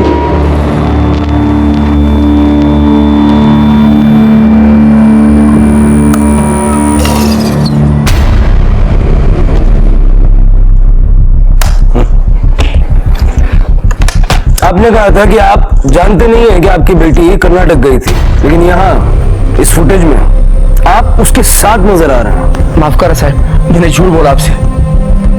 मैं बहुत डर गया था साहब। एक तो आप मुझ पर शक कर रहे हो, पर कसम खाकर कहता हूँ साहब, कर्नाटक के उस होटल में जाने तक मुझे पता नहीं था कि माधुरी मुझे वहां क्यों लेकर गई है। कुछ नहीं बताया था उसने साहब। माधुरी आता तरी साहब, तू मुझे यहाँ क्यों लेकर आई है? बात क्या है? बाबा मैं फिर से अपना चेकअप करवाना चाहती हूँ। बार बार क्यों करनी है टेस्ट? मैं इस बार कोई चांस नहीं ले सकती। अगर तो बात प्लीज बाबा। दूसरे दिन उसने फोन करके मुझे कहा कि बेटा ही है। तो बहुत खुश थी। फिर मैंने उसको फोन किया तो पता चला उसकी तबीयत ठीक नहीं है, बीमार है वो। इसीलिए उस दिन मैं उसको मिलने के लिए सुबह से उसके घर गया था। आपकी बेटी बार बार अपना गर्भ परीक्षण करवा रही थी। बेटा होने वाला था, सब लोग खुश थे, लेकिन वो डरी हुई थी क्योंकि वो जानती थी कि उसके पेट में जो बच्चा बन रहा है वो उसके पति का नहीं है। क्या बकवास है ये? मेरी बेटी ऐसी नहीं थी, ये झूठ है। क्या झूठ है क्या सच, बहुत जल्द सामने आ जाएगा। सर हमने आसपास के सारे हॉस्पिटल्स में पूछताछ की तो पता चला है कि माधुरी नाम की कोई भी पेशेंट कहीं पर भी एडमिट नहीं थी। माधुरी के कॉल रिकॉर्ड्स देख के ऐसा तो नहीं लगता कि उसका किसी से कोई अफेयर होगा। सर जरूरी तो नहीं कि फोन पर ही बातें करती हो, यह भी हो सकता है कि माधुरी उसे कहीं बाहर मिलती हो। हाँ, लेकिन ज्यादा वो बार बार अपने बच्चे का गर्भ परीक्षण क्यों कर रही थी? और अगर उसके पेट में बेटा था तो फिर उसने अबॉर्शन क्यों किया? एक काम करो, पता करो जरा माधुरी के फैमिली के अलावा कोई ऐसा है जो उसके करीब हो, उसका कोई दोस्त या कोई सहेली जो उसके बारे में सब कुछ जानता हो। Okay sir. मायनी तुम्ही दिव्या दीपालीला पाहिला? नाही नाही नाही दिव्या दीपाली!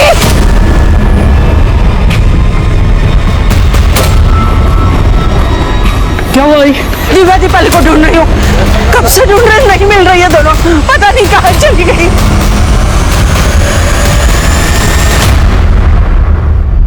सर माधुरी की एक नंबर पर ज्यादातर बातें हुआ करती थी। वो नंबर किसी शीतल के नाम पर है, मैंने उसे यहाँ पर बुला लिया है। माधुरी का कोई बॉयफ्रेंड था? नहीं सर, वो तो बहुत सीधी थी, अपनी दुनिया में खुश रहती थी। हाँ बस एक बेटे की कमी थी, लेकिन वो भी बहुत जल्द पूरी होने वाली थी। आप बेस्ट फ्रेंड है ना उसकी? हाँ सर, वो मुझसे कुछ नहीं छुपाती थी। बस दादा यही रोक देना।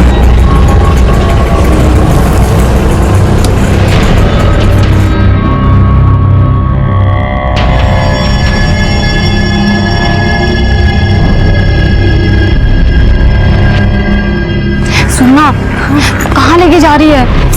बस तो साथ में चलना, कुछ ना होगा। चलो।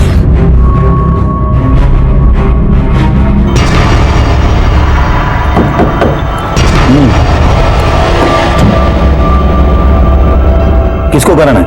मेरा, मैं माधुरी सर। अंदर आ जाओ।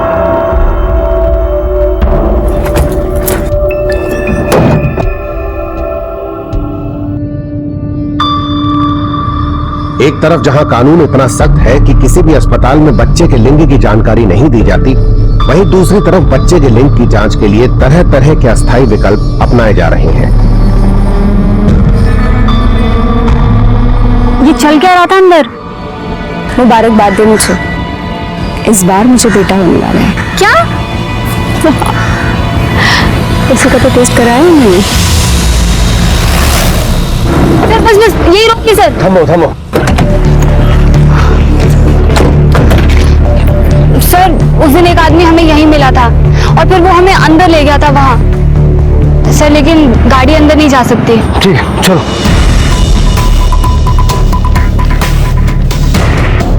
और कितना दूर है? बस सर यही पास में है। अलर्ट रहना, भागने नहीं चाहिए वो लोग।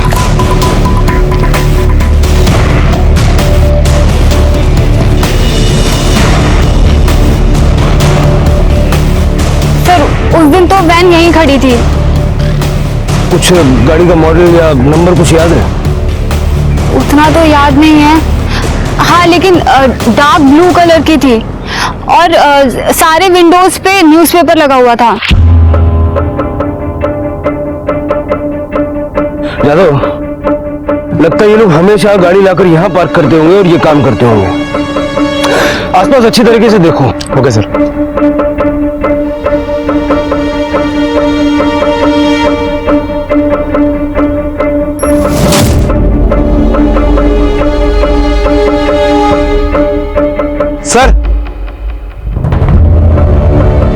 सर ये देखिए, अल्ट्रासाउंड जेल की बोतल, इसी को लगाकर अल्ट्रासाउंड सोनोग्राफी की जाती है। डॉक्टर ने माधुरी को सीडी भी दी थी। हाँ सर। यादव, हो सकता है वो सीडी माधुरी के घर में ही हो। चलो। मावशी, दिव्या आणि दीपाली आल्यात का तुझ्याकडे? ठीक आहे, नाही आहे तिथे, पण मी पोलीस स्टेशनला जाऊन येतो। सर मैं भी आपके पास ही आने वाला था। सुबह से मेरी दोनों बेटियां लापता है, दिव्या और दीपाली। सुबह घर पे ही थी लेकिन दोपहर पता नहीं कहाँ चले गई। सब जगह फोन किया, वो कहीं पे भी नहीं है। सर प्लीज प्लीज कुछ कीजिए। सर बच्चे की फोटो है ना आपके पास? हाँ। ये फोटो इनको भेजिए जरा।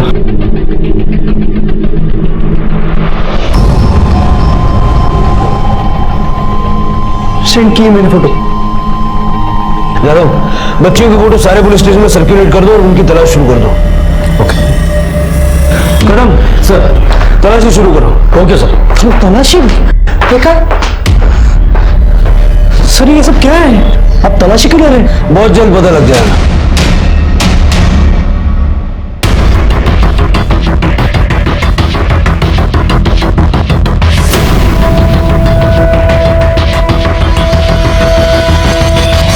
सर ये 2 सीडीज मिली है, अंदर के रूम में छुपा के रखी थी। यादव, ये दोनों सीडी लैब में भेजो और पता करो। Okay sir. अरे सर ये सब क्या चल रहा है? मेरी दोनों बेटियां लापता है और आप घर की तलाशी ले रहे हैं? आपकी बच्चियों की तलाश हमने शुरू कर दी है, जल्दी मिल जाएंगे, आप चिंता मत कीजिए। प्लीज। ये क्या हो रहा है?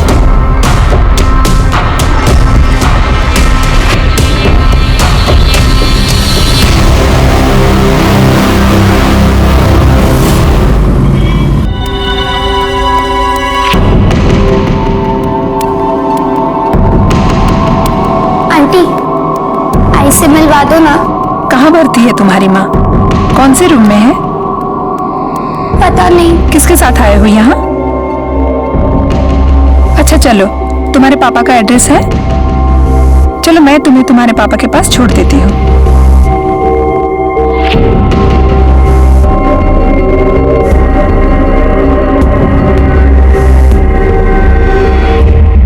भोसले, जो 12 फीटेसेस हमें मिले थे उसका क्या हुआ? नहीं सर, कुछ पता नहीं चल पाया। हॉस्पिटल के सारे रिकॉर्ड्स क्लियर है, कहीं कुछ गड़बड़ दिखाई नहीं दे रही है। सर मैंने माधुरी की सोनोग्राफी की दोनों सीडीज चेक करवाई तो पता चला है कि माधुरी को बेटा नहीं बेटी होने वाली थी। माधुरी को बेटा नहीं बेटी होने वाली थी। हाँ सर। और माधुरी ने 2-4 दिन पहले अबॉर्शन कराया और जो फीटस ही समय मिले उसमें से भी 1-2-4 दिन पुराना है। Yes sir. उस फीटस का डीएनए माधुरी के डीएनए से मैच करके देखो, हो सकता है वो माधुरी का ही हो। Okay sir.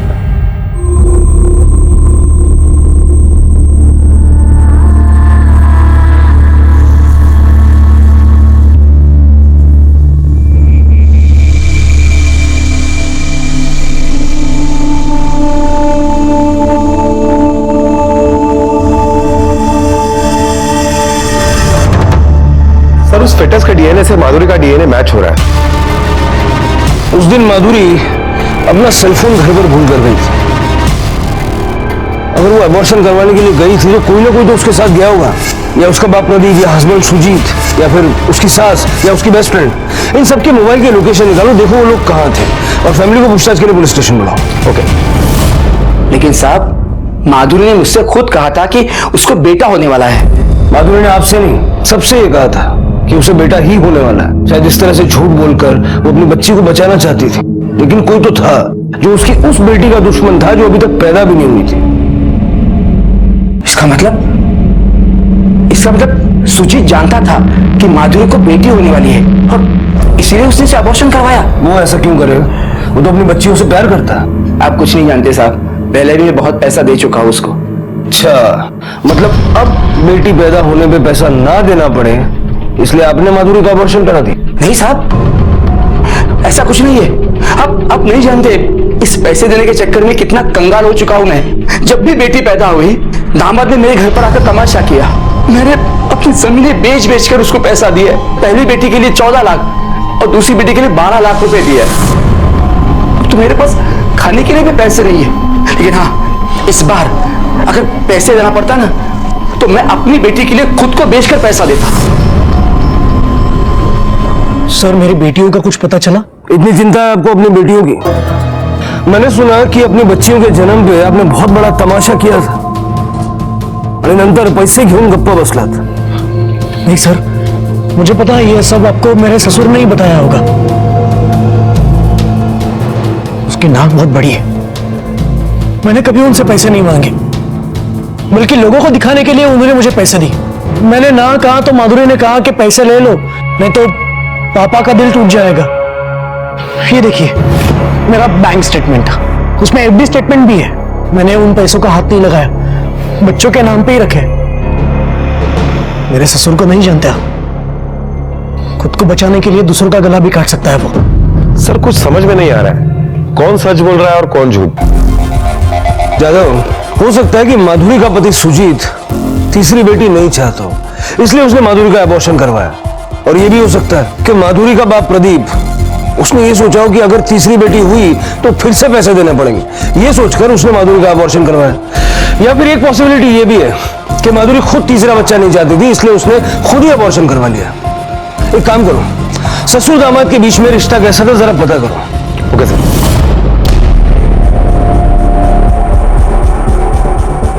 नहीं सर, सुजीत तो अपनी बेटियों से बहुत प्यार करता था।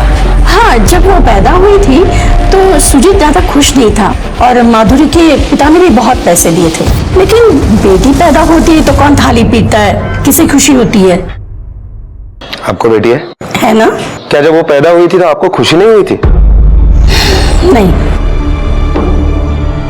मेरी भी बेटी है, 8 साल की है। जब वो पैदा हुई थी तो मुझे बहुत खुशी हुई थी। पूरे थाने में मैंने मिठाई बांटी थी, पटाखे फोड़े थे। मेरी बीवी ने यहां तक कहा था कि अब दूसरा बच्चा नहीं चाहिए। मैं उसे पढ़ा लिखा कर बड़ा ऑफिसर बनाना चाहता हूं। नाज है मुझे अपनी बेटी पर। और मैंने ये कभी नहीं सोचा कि बुढ़ापे में मेरा सहारा कौन बनेगा, क्योंकि बेटियां कभी सहारा नहीं बनती बल्कि हमेशा साथ देती है। और भगवान भी उसी के घर बेटी पैदा करता है जिसका नसीब बड़ा होता है। चला सर, दोनों सच कह रहे हैं। अबॉर्शन वाले दिन माधुरी किसके साथ थी? माधुरी के पति सुजीत का मोबाइल का लोकेशन उसका घर का ही है और माधुरी का बाप प्रदीप, उसके मोबाइल का लोकेशन भी उसी के एरिया का है। लेकिन माधुरी के सास के मोबाइल के लोकेशन के मुताबिक उस दिन वो मार्केट के एक होम्योपैथी क्लिनिक में गई थी। उस दिन दोपहर को माधुरी आपके साथ थी ना? ऐसा बिल्कुल मत सोचिएगा कि अगर आप हमें नहीं बताएंगे तो हमें पता नहीं चलेगा। मैं भला कोई बात क्यों छुपाऊं? माधुरी की तबीयत ठीक नहीं थी, वो कमजोर महसूस कर रही थी, इसलिए वो मुझे वो होम्योपैथिक डॉक्टर अजय दीक्षित के पास ले गई। आप जरा बाहर रुकिए, मुझे इनसे कुछ पूछताछ करनी है।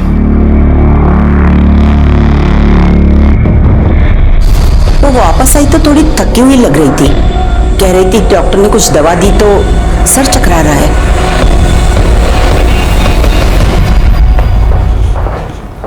सुनिए, वो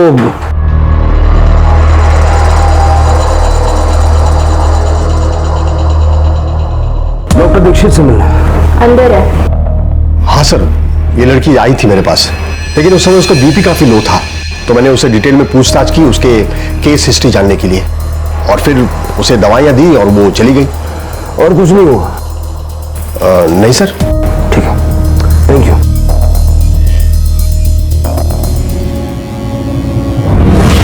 दिव्या, दिव्या उठो। दिव्या क्या हुआ तुझे? कुछ बोलना दिव्या, कुछ बोलना दिव्या, उठ।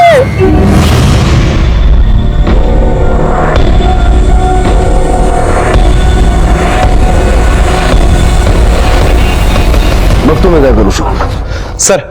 कांस्टेबल कदम का फोन था। उसने अभी अभी डॉक्टर दीक्षित के क्लिनिक में मुंह ढककर एक औरत को जाते हुए देखा। चलो।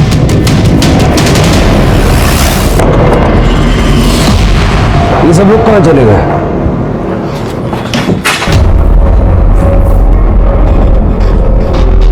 सर, ये देखिए।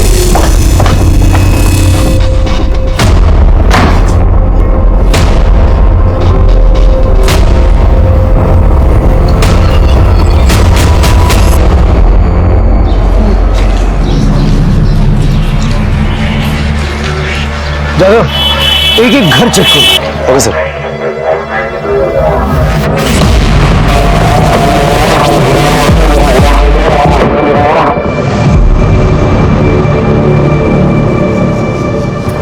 सुनो, जरा उसको फॉलो करो।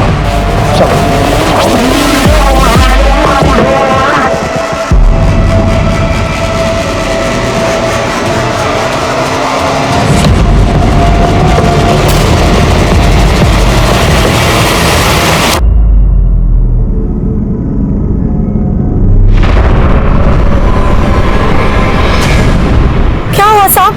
कदम सर। सर, ये तो बच्चे का गर्भ है। सर, खर्च में काय नहीं केलं. वो डॉक्टर साहब मेरे को पैसे देते थे इसलिए मैं करती थी सब. सर माफ कर दीजिए सर। वो औरतें तेरे पास कैसे पहुंचती थी? तू तो होम्योपैथी का डॉक्टर है ना, उन्हें कैसे पता चलता था कि तू एबॉर्शन का इलीगल सेंटर चलाता है? सर, जिन्हें बच्चा गिराना होता है ना, वो अपने आप पता लगा लेते सर। और वैसे भी शहर के कई हॉस्पिटल्स के कई स्टाफ और डॉक्टर्स को भी ये पता है। वो ऐसी औरतों को मेरे पास भेज देते थे और मैं उनका हिस्सा उन्हें पहुंचा देता था। वो कर्नाटका वाले डॉक्टर का एड्रेस तूने माधुरी को दिया था ना? हाँ सर। फिर उसने तेरा नाम क्यों नहीं लिया? क्योंकि वो मेरा कजिन है सर। माधुरी के साथ क्या हुआ? सर, वो मैंने आपके कहने पर अबॉर्शन तो कर दिया है, लेकिन ब्लीडिंग रुक ही नहीं रहा है। आपको उसे तुरंत किसी हॉस्पिटल में एडमिट करना पड़ेगा। अगर उसे सही वक्त पे हॉस्पिटल में एडमिट किया जाता ना सर, तो वो जरूर बच जाती थी सर।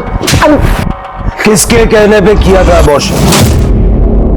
बताइए ना, कहाँ है दीपा और दीपाली? क्या किया तुम लोगों ने उनके साथ? बताइए। आपको इस घर की और इस घर में रहने वाले लोगों की चिंता करने की जरूरत नहीं है। सर आप यहाँ माधुरी के कातिल को ढूंढते ढूंढते यहाँ तक पहुंच गए। मैंने आपको उसी दिन कहा था कि मेरे बीवी की जान इन्होंने ली है, गिरफ्तार कीजिए इन्हें।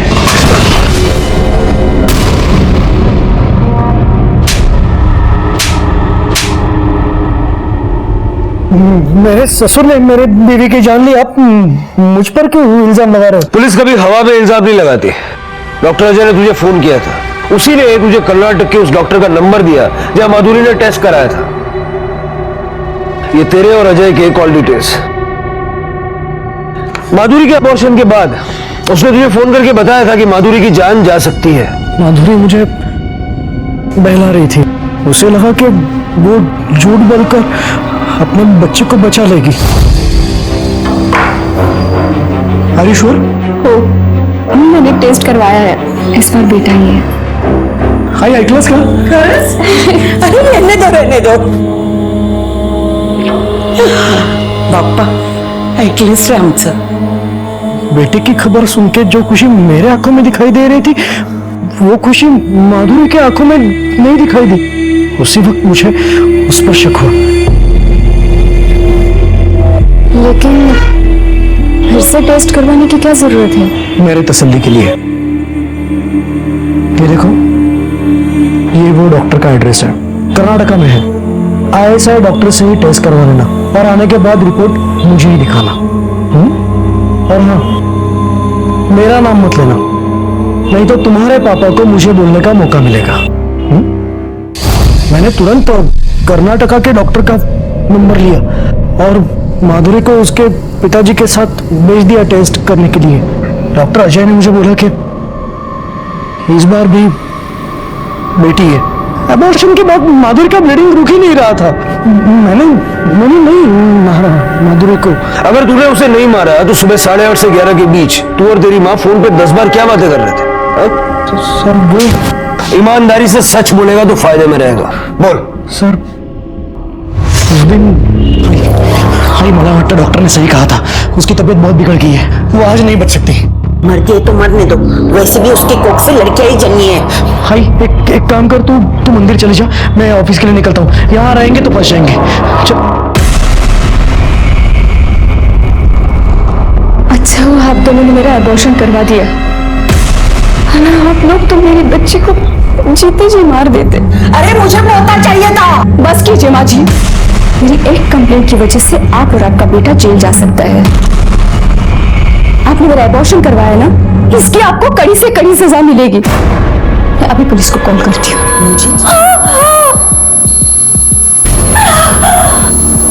हाय, तो एक काम कर, तू मंदिर के लिए निकल, मैं देखता हूँ क्या करना है।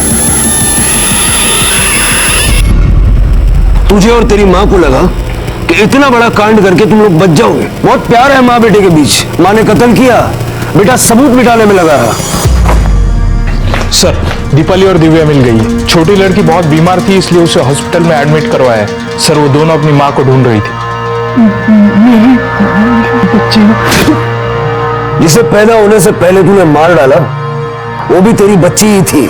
पुलिस ने अपनी सूझबूझ से न सिर्फ माधुरी के हत्यारे को पकड़ा, बल्कि 2 राज्यों के बीच चलने वाले एक बड़े गिरोह का पर्दाफाश किया, जो गैर कानूनी तरीके से लिंग परीक्षण और गर्भ में बेटी होने पर गर्भपात कराने के काम में शामिल था। माधुरी सिर्फ अपनी होने वाली बेटी को बचाए रखना चाहती थी, लेकिन योग्यता के पागलपन ने न सिर्फ माधुरी की जान ली, बल्कि उसकी दोनों बेटियों के सर से मां का साया भी छीन लिया। क्राइम पेट्रोल के ऐसे ही मजेदार एपिसोड्स देखने के लिए हमारे चैनल को सब्सक्राइब करें